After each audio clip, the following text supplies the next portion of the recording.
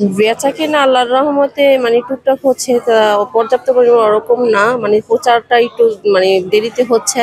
কারণ আমাদের প্রচার হলে আমাদের জামদানিটা একেবারে লো বাজেট থেকেই আমরা আনছি। যেমন আমরা হচ্ছি মনে করেন মেন যে কারখানা তৈরি আর কি, তৈরির ওইখান থেকে আমরা আসছি, যে নারায়ণগঞ্জ রূপগঞ্জ থেকে।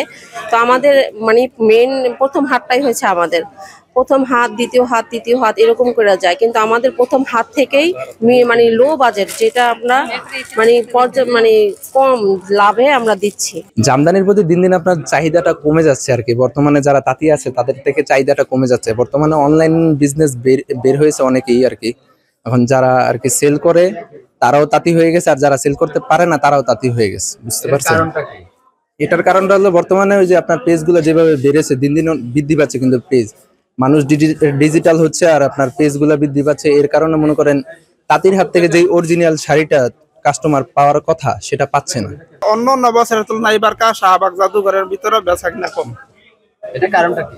এটা কারণটা তো আমি বলতে পারবো না, হয়তো মানুষের কাছে পয়সা নাই, আর নাই তো হয়তো দেখতেছে সামনে তো আরো কিনবো, বেতন টেতন হয়তো বোনাস বাকি রয়েছে, আর নয়তো এরকম হওয়ার কথা না। অন্যান্য বছর আরো ভালো বেচা কিনা হয়। আমাদের বাংলাদেশে জামদানি নিয়ে আমরা যেই মডেলরা আছেন, মাননীয় প্রধানমন্ত্রী আছেন, ওরা যেমন ভাবে জামদানি পড়ছে, এতে করে জামদানির প্রচারণা আরো বৃদ্ধি পাচ্ছে। আর অনেকে আছে জামদানি সম্পর্কে জানেন না, বোঝেন না, তারা এখন বিভিন্ন পেজের মাধ্যমে জানতে শিখেছেন, বুঝতে শিখেছেন যে জামদানি জিনিসটা আসলে কি। জামদানিকে ধরে রাখা এটা আমাদের একটা দায়িত্ব, কারণ জামদানি হচ্ছে আমাদের দেশকে ঐতিহ্য, মানে দেশের একটি ঐতিহ্যবাহী পণ্য, দেশকে রিপ্রেজেন্ট করে। তো আমি মনে করি জামদানি পরা আমাদের সবার জন্য দরকার, কারণ এটা আমাদের ঠিক ধরে রাখতে হবে। জামদানি শাড়িটা হচ্ছে যে আমাদের বাংলার ঐতিহ্য, যেটা হচ্ছে জিআই পণ্য বা আমাদের ঐতিহ্য।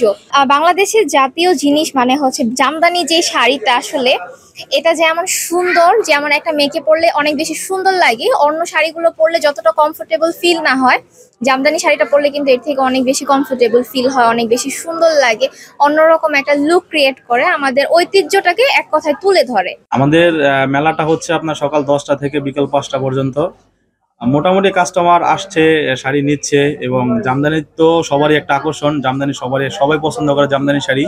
সেক্ষেত্রে সবাই আসে টুকটাক শাড়ি সবাই কেনাকাটা করছে। যে আমাদের যে টাইমিংটা দিয়েছে, আমাদের টাইমিংটা হচ্ছে 10টা থেকে 4টা পর্যন্ত বা 5টা পর্যন্ত। এই টাইমটাতে আসলে ওইভাবে কাস্টমারগুলো আসে না। আমাদের যদি এটা সন্ধ্যার পর থেকে হতো তাহলে কিন্তু আমাদের কাস্টমার আসতো। তারা কিন্তু এখন দেখা যায় রোজার যেহেতু মাস, সবাই হচ্ছে নামাজ রোজা করে ক্লান্ত থাকে বা একটু রেস্ট নেয়, সন্ধ্যার পরে ইফতার করে বের হয়। তো সন্ধ্যার পর থেকে যদি আমাদের মেলাটা হতো তাহলে আশা করা যায় যে অনেক ভালো সেল হতো।